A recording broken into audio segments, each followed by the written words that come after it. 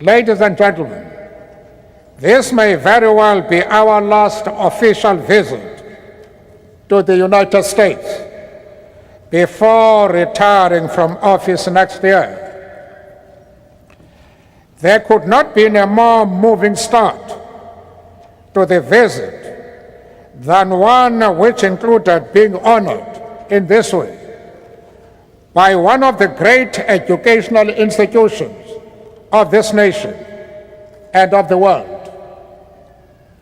I know that through this award, you are not so much recognizing any individual achievement, but are rather paying tribute to the struggles and achievements of the South African people as a whole.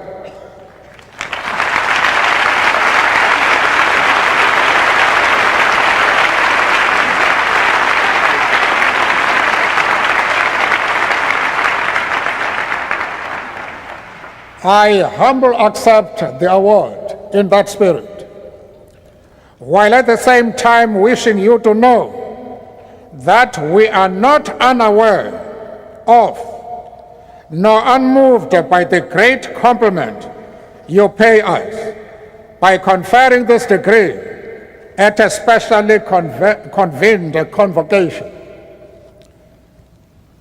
To join George Washington and Winston Churchill as the other recipients of such an award conferred at a specially convened convocation is not only a singular honor, it also holds a great symbolic significance to the mind and to the future memory of this great American institution. The name of an African is now added to those two illustrious leaders of the Western world.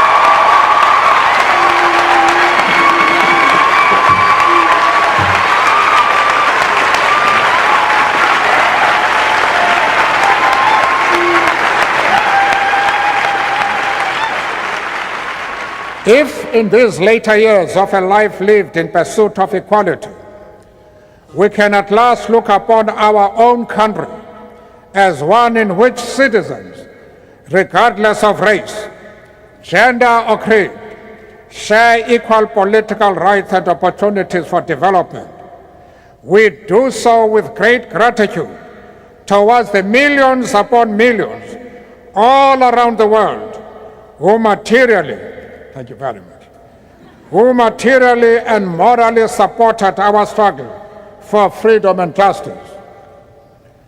Together with those freedom and loving citizens of the world, we do at the same time, however, note that at the end of this century, a century which humanity entered with such high hopes for progress, the world is still beset by great disparities between the rich and the poor, both within countries and between different parts of the world. If in individual life we all may reach that part of the long walk where the opportunity is granted to retire to some rest and tranquility for humanity, the walk to freedom and equality seems, alas, still to be a long one ahead. This august institution gains its standing and reputation also from the manner in which it has conducted and continues to conduct itself as an international presence. Wherever men and women of learning and thought gather, its name and work are known. It embodies that spirit of universality which marks a great university. To join the ranks of the alumni is to be reminded of the oneness of our global world. The greatest single challenge facing our globalized world is to combat and eradicate its disparity. While in all parts of the world progress is being made in entrenching democratic forms of government, we constantly need to remind ourselves that the freedoms which democracy brings will remain empty shells if they are not accompanied by real and tangible improvements in the material lives of the millions of ordinary citizens of those countries.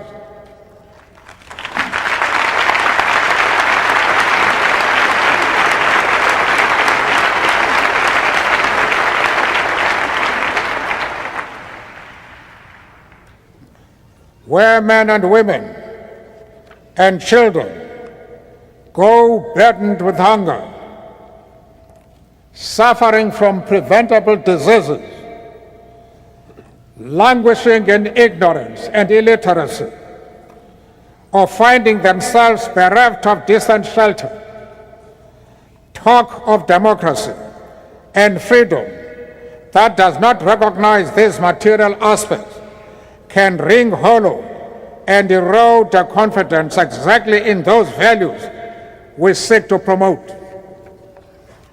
Hence, our universal obligation towards the building of a world in which there shall be greater equality among nations and among citizens of nations. The disparity between the developed and developing world, between North and South, reflects itself also in the sphere of educational and intellectual resources. When in Africa we speak and dream of and work for a rebirth of that continent as a full participant in the affairs of the world in the next century, we are deeply conscious of how dependent that is on the mobilization and strengthening of the continent's resources of learning. The current world financial crisis also starkly reminds us that many of the concepts that guided our sense of how the world and its affairs are best ordered have suddenly been shown to be wanting. They are seen to have hidden real structural defects in the world economic system. The precepts of the economic theories who could so confidently prescribe to all now appear to have drawn much of their apparent intellectual validation from having been unchallenged by the day-to-day operation of a system that operated in the interest of the powerful.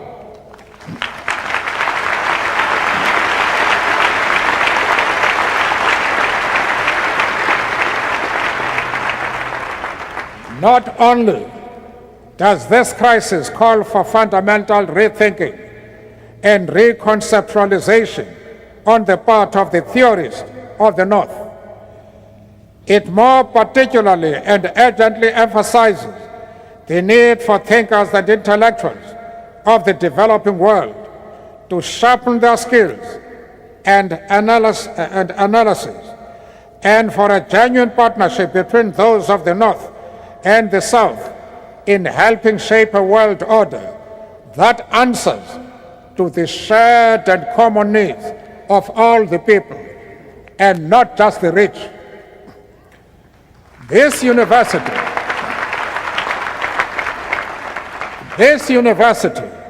already has had a long partnership of learning and teaching with the South African people.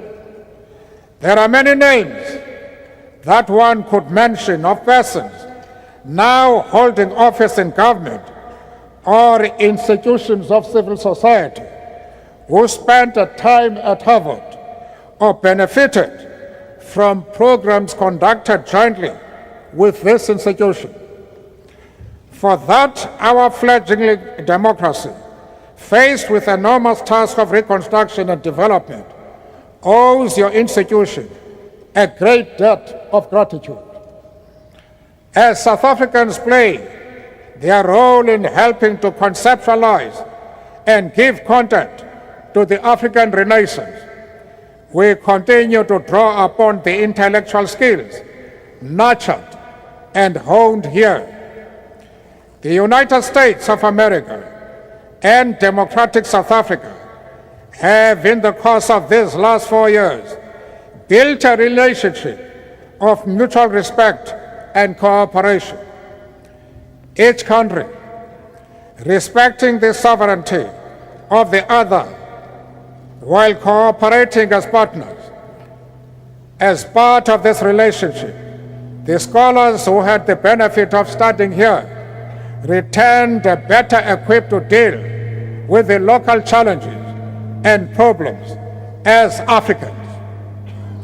It is therefore a source of great encouragement and inspiration for us to learn about the Emerging Africa's Research Project housed in the newly created Center for International Development at Harvard.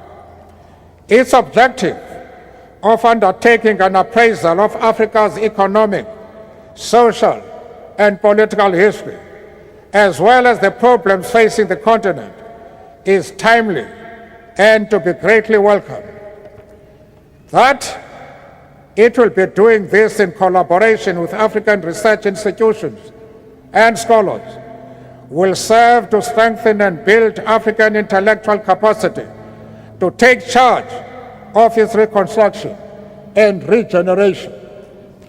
I am confident that it will also strengthen and build your own understanding of African reality and your capacity to analyze that reality as part of our shared world. Mr. President, we accept this great honor bestowed upon us today as a symbol of how South Africa and the United States, Africa and the West, the developing and the developed world are reaching out and joining hands as partners in building a world order that equally benefits all the nations and people of the world. For 300 years, this great institution has served its nation with distinction.